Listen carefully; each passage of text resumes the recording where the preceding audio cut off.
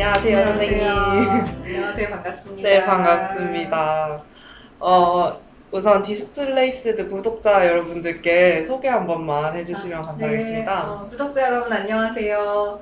저는 역사 공부하고 있고요. 서양사 연구자입니다. 제 주 연구 분야는 인종주의 역사이고요. 낙인 찍힌 모험이라는 책을 몇 년 전에 냈고 그 책을 통해서 많은 독자들 만나고 있습니다. 디스플레이스드는 정말 열심히 잘 보고 있습니다. 초대해 주셔서 감사합니다. 감사합니다.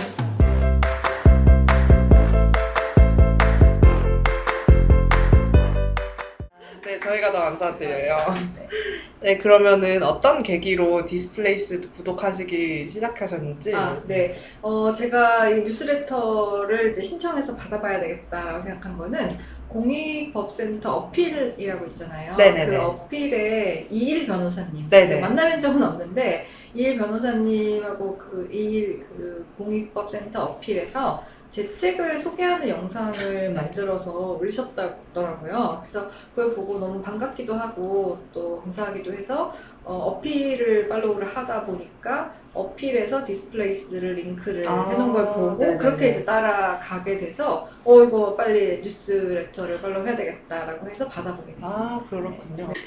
그러면은 디스플레이스드 구독하시면서 가장 인상적이었거나 기억에 남는 호나 기사가 있으신가요? 네, 매호 열심히 보고 있는데 굉장히 공들여서 만드신다라는 인상을 매호 받고 있고요. 아무래도 가장 최근에 30호, 가장 최근에 받은 뉴스 그 디스플레이스 중에서 기억에 남는 것은 아프가니스탄 난민들의 1년 이후 이제 벌써 들어온 지 1년 됐더라고요. 그래서 맞아요. 아프가니스탄 난민이 한국에 들어올 때 특별 기여자라고 하는 이제 명칭을 부여하고 그거는 사실 그들을 난민이라고 부르기를 꺼리는 정부의 입장이 매우 반영된 용어였잖아요. 듣기에도 굉장히 생경한 그런 특별 기여자라는 용어로 몇백 명이 들어오고 그분들이 또 울산에 아이들이 학교에 가고 이제 간간히 뉴스가 나오긴 했지만 과연 지금 1년 지난 다음에 어떻게 살고 있을까 잘 몰랐었는데 1년 이후를 쭉 팔로우를 해서 기사로 내주셔서 이런 기획 참 좋다. 그러니까 일회성에 관심으로 끝나는 게 아니라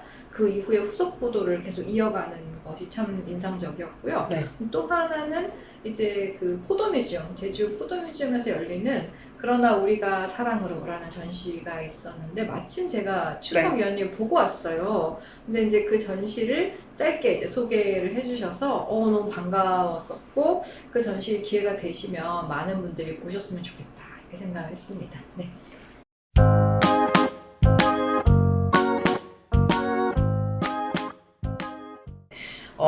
선생님 저서인 낙인 찍힌 몸도 되게 인상 깊게 읽었고 그런 시각을 잘 살펴볼 수 있었어요. 그래서 이제 서로에 대한 차이를 생물학적 속성으로 환원시켜서 특정 집단을 타자화하고 또 우리라는 범위에서 벗어난 이들을 겨냥한 차별과 혐오가 발생한다는 내용이었는데요. 그렇다면은 인종주의에 기반한 낙인과 폭력이 난민에게는 어떤 방식으로 작용한다고 보시는지 궁금합니다. 그렇죠. 특별히 난민에 관해서는 정말 해야 될 얘기가 많죠. 근데 크게 이제 나눠보면은 첫 번째로는 난민이 돼서 어떤 사람이 자기 고향에 살고 있다가 여러 가지 이유로 난민이 되잖아요. 지금 기후 난민도 있고 경제적인 난민도 있고 정치적인 망명의 형태의 난민도 있고 여러 이유로 이제 난민의 지위에 처하게 됐을 때 고향을 떠나서 어쨌든 경계와 국경 넘어서 가게 되잖아요. 가서 어떤 새로운 사회로 들어갈 때, 그러니까 어떤 경계를 넘어서 들어갈 때와 그다음 들어간 이후 이렇게 좀 나누어서 인종주의가 어떻게 작동하는지 좀 특징이 보인다라고 볼 수 있는데요. 첫 번째 이제 들어갈 때를 생각해 보면 가장 최근에 우리에게 뉴스로 계속 보도되는 게 우크라이나 전쟁이잖아요. 이게 전쟁이 지금 아직도 끝날 기미가 안 보이고 1000만이 넘어요. 지금 1200만 가까이 난민이 발생했다라고 하는데 이 우크라이나 난민을 수용하는 과정에서 너무 인종주의적인 태도들이 눈에 가시적으로 드러났죠. 유럽 국가들이 폴란드나 아니면 독일이나 이런 국가들이 시리아와 예멘에서 오는 난민들, 그들 무슬림이고 유럽인들과 다른 인종적인 배경을 가진 난민들이 유럽에 올 때와 우크라이나 난민을 받아들이는 태도 너무 판이하게 달랐거든요.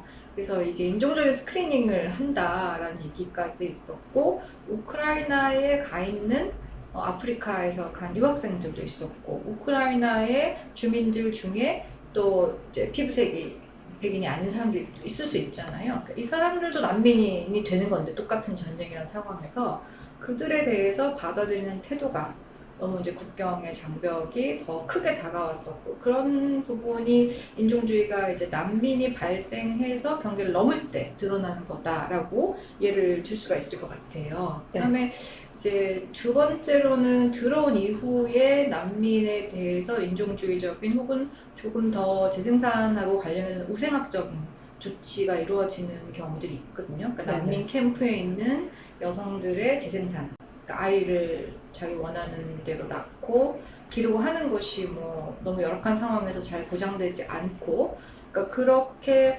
재생산권이 어려운 상황에 처해서 잘 발휘되지 않는다는 것뿐만 아니라, 제가 이제 책에서도 언급했듯이 이스라엘의 경우에 이제 베타 이스라엘이라고 에티오피아, 네. 아프리카 에티오피아에 있는 유대인이 있거든요. 네. 그러니까 유대교가 그 에티오피아로 들어가서 유대 공동체를 만들었기 때문에, 사실 유대인이라는 규정은 종교적인 거니까 네. 사실은 피부색하고 관계가 없거든요. 그래서 블랙 주들이 있어요. 검은 피부의 유대인이 네. 있는데, 그들을 1980년대, 90년대에 이스라엘이, 에티오피아가 이제 내전이 있고 기아가 있고 이런 상황에서 이스라엘이 유대인의 훌륭한 이상적인 국가다라는 것을 이야기하는 좋은 어떤 계기로 그 사람들을, 에티오피아의 검은 유대인들을 데려와요. 일종의 군사작전처럼 해서 구출이라고 네네네. 표현하거든요. 구조, 구출이라고 해서, 그러니까 난민이 된 네. 사람들을 구출하는 거죠. 구출해서 이스라엘이라고 하는 국가가 유대인을 위한 국가다라는 것을 얘기하는 건 좋았는데, 그 이후에 그 에티오피아에서 온 검은 유대인들한테 이스라엘 국가가 뭘 했냐 하면 굉장히 인종차별적인 행태를 했거든요. 그들이 그 헌혈한 피를 그 아프리카에는 에이즈나 에볼라 같은 게 네. 있다는 이유로 그냥 폐기를 한다든지, 또 여성들에게 동의하지 않고 피임약을 먹게 한다든지, 그러니까 이런 일들이 실제 있었어요. 그래서 뭐 이스라엘에서는 이건 논란이다 얘기하지만, 또 그걸 고발하는 쪽에서는 있었던 일이고 그걸 계속 조사해야 된다 이런 얘기를 하고 있는 것처럼, 난민이 돼서 일단 들어가고 나면 또 재생산권이라든가 뭐 직업이나 교육에 있어서의 문제, 이런 다양한 인권 침해가 네. 일어난다. 네. 근데 그것이 인종주의의 어떤 선을 따라서 낙인 찍고 차별하는 방식으로 일어난다. 그래서 이제 인종주의와 난민이 그런 면에서 연결된다라고 볼 수가 있죠.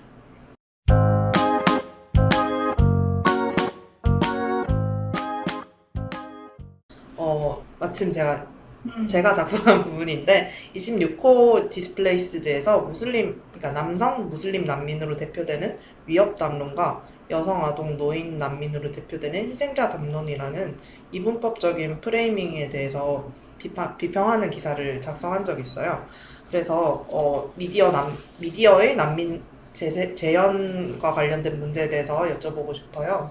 미디어가 난민을 재현하는 방식이 한편으로는 위협 담론, 그러니까 위험한 사람들이란 담론하고, 또 하나는 너무 불쌍한 사람들이란 담론 사이를 이제 막 출렁이며 춤을 추잖아요. 근데 이제 그 논문도 지적하고 있고 기사에서도 정확하게 보셨듯이 이거 두 개가 상호 보완적이라는 거예요. 그러니까 짝을 이루고 네. 있다는 거죠. 어느 하나가 우세하고 하나가 뭐 부차적이라든가, 두 개가 서로 반대되는 게 아니라, 희생자로 보는 담론은 여성이나 아이들이나 어떤 정말 힘없고 약자고 도와줘야 되는 사람들이라는 프레임 안으로 소비가 되고, 그다음에 이제 가해자가 될 수 있는 위협적인 남성, 우리가 제주 예멘 네. 난민 사태 때 바로 봤던 것처럼 여성의 안전에 위협이 된다든가, 아니면 범죄를 저지를 가능성이 높다든가, 그런 프레임으로 똑같은 난민을 이렇게 반 나누는 식으로 해서, 그 나누는 어떤 담론이 서로가 서로를 보완하는 이제 그런 게 정말 사실 문제인 거고, 미디어가 재현하는 그런 난민의 모습은 실제 난민의 모습과는 정말 상관이 없는, 그러니까 한없이 불쌍한 것도 아니고, 또 난민이 된 사람들이 정말 자기 정치적 견해나 이런 걸 강하게 주장하면서 엄청 독립적이고 자주적이고 이런 사람들인데, 또 그런 것들은 다 무시되고 목소리를 높이면 바로 위험한 사람이 돼버리고, 그냥 불쌍하게 이렇게 조용히 뭐 나를 구제해주세요 이렇게 있어야 되는 그런 사람으로 계속 말하게 되는 거죠. 네네. 그래서 그런 문제를 잘 지적을 하셨던 것 같아요. 네네. 굉장히 인상적으로 봤습니다. 제가 난민을 연구를 하다 보니까 그럼 이 부분이 사실은 디스플레이스드 이전부터도 계속 갖고 있던 질문이었어요. 그래서 사실 난민을 어떻게 재현을 해야 되는 해야 건지 될까? 그것이 사실 그쵸. 풀리지 않는 맞아요. 질문인 잘 거예요. 안 풀려. 미디어에서만도 그렇고 사실 뭐 연구에서도 음, 그렇고 어떤 모습을 보여줘야 되는 건지 그 보여주는 것도 나의 어떻게 잘못된 생각 아니고 그치, 내가 보여줘야 선별해서 되는데, 보여주는 거 아닌가? 네네네. 그치. 그런 생각도 좀 맞아요, 들더라고요. 맞아요. 예. 참 어려운 질문인데, 저는 일단 이 5번 질문에 이제 미디어가 재현하는 방식에서 지나치게 한쪽은 너무 불쌍한 네. 쪽으로, 한쪽은 너무 위험한 쪽으로, 그러니까 양극화되어 있잖아요. 일단 그렇게 재현하는 것을 가능하면 배제하는 거죠. 그 배제하고, 그냥 우리랑 별로 다르지 않은 사람들, 그러니까 뭐 하고 싶은 게 있고 꿈이 있고 먹고 살아야 되고, 한국에 와서 좀 지내다 보면 그래, 한국 사회는 돈이 없으면 안 되는구나 이런 거 바로 빨리 파악하고, 그런 어떤 우리와 그다지 다르지 않은 이웃의 모습. 그래서 뭐 낯선 이웃이다 이런 표현도 하잖아요. 그러니까 네. 이웃이라는 말은 난민에 대해서 네. 이미 가까이 있다는 건 우리가 인지하지 못할 뿐이지, 이미 한국에 와서 체류 신청을 하고 난민 신청을 하고 몇 년씩 기다리고 같이 살고 있어요. 네. 근데 우리는 잘 모르니까 낯선 거죠. 그래서 그 낯선 이웃의 모습을 좀 가감없이 드러내주는 것, 그게 또 하나의 대안이 되지 않을까.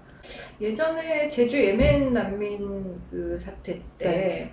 이제 저희 학교에서 학생들이 그 야스민이라고, 네네네. 예, 그 여성분 사실 맵에서 활동하고 계세요. 많이 활동하고 계시죠. 맵에서 네, 활동하고 계세요? 상근 활동가세요? 상근 활동가세요? 네네네. 그분이 학교에 오셔서, 그때는 오신 지 얼마 안 됐을 때였어요. 아. 근데 예멘 난민들 대부분이 또 남성이었잖아요. 근데 이제 여성이었고, 네네네. 그래서 학생들이 일부러 이제 그분을 초청을 했고, 와합 그분도 같이 네네네. 오셨고, 그래서 이렇게 뭐 토론이라기보다는 이야기를 듣는 자리가 있었는데, 그분 했던 얘기가 굉장히 인상적인 게, 히잡 쓰고 계시잖아요. 네. 근데 맨날 자기를 보고 한국 사람들이 그 히잡을 쓰고 계시니 얼마나 거기 예멘의 여성 인권이 참 그렇죠? 이렇게 질문하신대요. 그래서 참 이상하다. 별로 다르지 않습니다, 한국이랑. 그런 얘기를 하셨던 게 좀 굉장히 기억에 남거든요. 그러니까 우리가 그냥 선입관처럼 생각하고 있는 히잡이나 니카를 네. 쓴 여성에 대한 생각과 그들이 생각하는 것과 그 사회에서 그 옷이 갖고 있는 의미 다르다는 거예요. 네네. 그거를 실제 물어보면 그런 얘기들을 이제 들을 수 있는 거잖아요. 우리의 어떤 정형화된 생각에서 삐져나오는 생각들. 그래서 이렇게 약간 삐져나오는 생각을 저는 많이 듣는 식으로 난민의 이야기를 들어주면 좋을 것 같아요.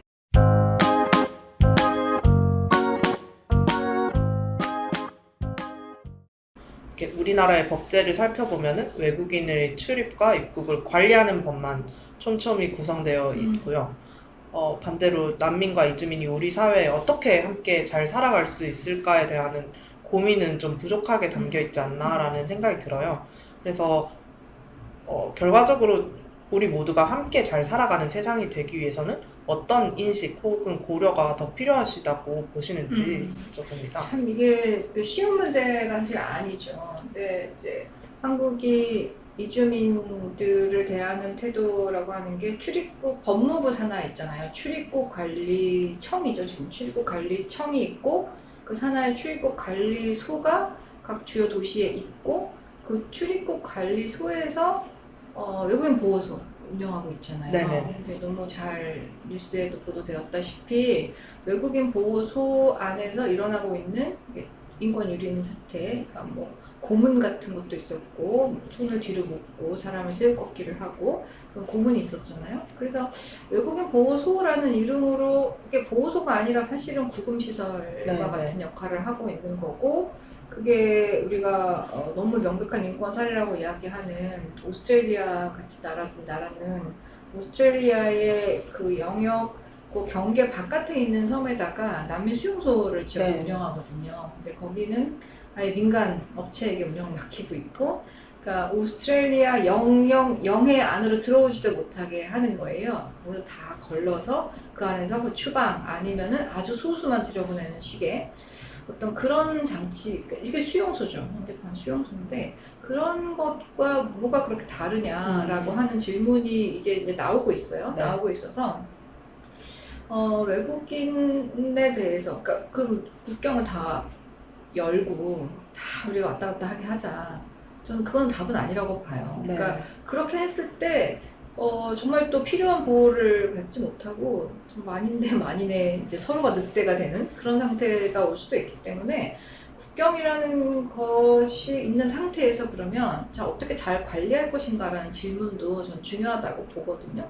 그러면 잘 관리해야 된다고 할 때 외국인 보호소라고 이름 붙였으면 보호를 해야지. 구금을 하면 안 되는 거잖아요. 그러니까 벌써 그 시설의 이름과 그 실제 운영의 실태 사이에는 갭이 있는 거죠. 그러니까 그런 것을 계속 메꾸고 이름에 맞게 바꿔나가는 게 필요하고, 그러면 우리가 보호소를 잘 개선해서 외국인을 들어오는 사람 중에 문제가 있는 사람은 잘 구금을 해서 그러면 인권 침해가 안 일어나게 하면 되는 건가? 네, 그걸로 질문이 끝나서는 안 된다라고 생각해요. 왜냐면 외국인이 들어왔을 때, 왜 이 사람을 구금해야 될 필요가 있는가는 정말 정확히 따져서 범죄를 저질렀을 때 네. 감옥에 가는 것처럼 네, 네. 구금이 가능한 것이, 실정법을 분명 어긴 부분이 없는데 구금하는 것은 그거는 좀 불법에 해당할 수 있거든요. 그래서 그렇게 외국인 보호소라고 하는 일종의 시설, 구금 시설 자체를 어떻게 하면 없앨 수 있을까라는 질문. 이건 이제 더 인간의 보편에 네네. 해당하는 질문인데, 요컨대 실정법을 저는 무시할 수는 없다라고 봐요. 무시해서도 안 되고, 그러니까 실정법과 보편법. 그러니까 보편법이라는 거는 우리가 사람이 물에 빠지면, 아, 저 사람은 미등록 체류자야. 그러니까 저 사람을 구해주면 내가 곤란에 처하겠네. 그럼 안 되겠네. 이런 걸 따지지 않고 물에 빠진 사람을 일단 구하는 게 사람의 어떤 인간이 가지고 있는 보편적인 인간에 대한 감정이어야 한다라고 생각하잖아요. 거기에 누가 이렇게 그건 틀렸어 이렇게 말할 사람 좀 많지 않다라고 봐요. 그러니까 그런 차원의 인간의 아주 보편적인 인류애에 기반한 그런 법, 그게 네. 보편법이라고 네. 한다면, 실정법은 보편법이랑은 늘 달라요. 네. 실정법이 보편법이 될 수는 없지. 그 사이에는 굉장히 갭이 있고, 다만 실정법에 따라서 우리는 이것 따라서 하면 돼. 이건 법의 제도에 의한 거니까 이게 절대적으로 옳아가 아니라 보편법에 비추어서 이것도 바뀔 수 있다. 이게 문제가 있다면 뭐가 문제가 있는지, 보편법에 가까이 가려면 우리는 뭘 해야 되지라는 질문을 보편법과 실정법 사이에서 늘 해야 되는 거예요. 계속 줄타기를 해야 된다라고 네. 생각해요.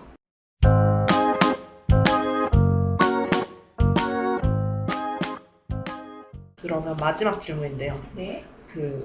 이 시대의 차별, 인종주의, 음. 난민, 이주민 등의 문제에 대해서 독자분들께 해주고 싶은 말이 있을까요? 네, 저는 뭐 인종주의 역사 연구를 하고, 제가 막 농담처럼 그러거든요. 역사의 주제 밝은 것도 많은데 다른 어두운 것만 찾아가지고 우생학, 인종주의 뭐 이런 거 연구한다 이렇게 농담처럼 얘기하는데, 저는 뭐 인종주의나 차별의 문제나 이런 거 얘기할 때 제일 중요한 게 그러니까 사람이 사람을 싫어하는 거 있잖아요. 혐오라는 문제를 자꾸, 그러니까 어쩔 수 없는 것, 그러니까 인간 본성의 영역, 아니면 인간의 본능이다 라고 말하는 것을 경계해야 된다라고 생각해요. 그렇게 본능이라고 쉽게 말해버리면, 그러니까 혐오는 본능이다 뭐 이렇게 해버리면 어쩔 수 없는 것이 되어버리잖아요. 근데 그게 아니라 그러니까 헤이트라는 걸 잘 자세히 살펴보면 사실 인간이 자신의 생명이나 안전을 위해서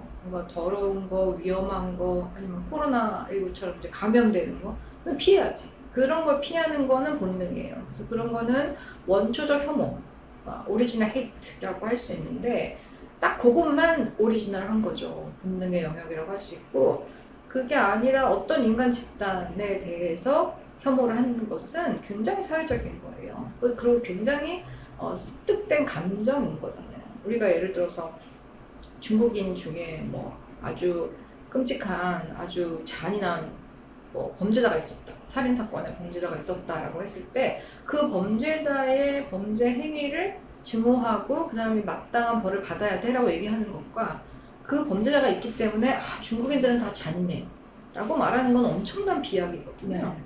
근데 어떤 한 집단의 그 혐오의 감정을 투사해서 던져서 그들에 대한 사회적 혐오를 발달시켜가는 것은 매우 역사적이고 사회적이고 학습된 감정인 거예요.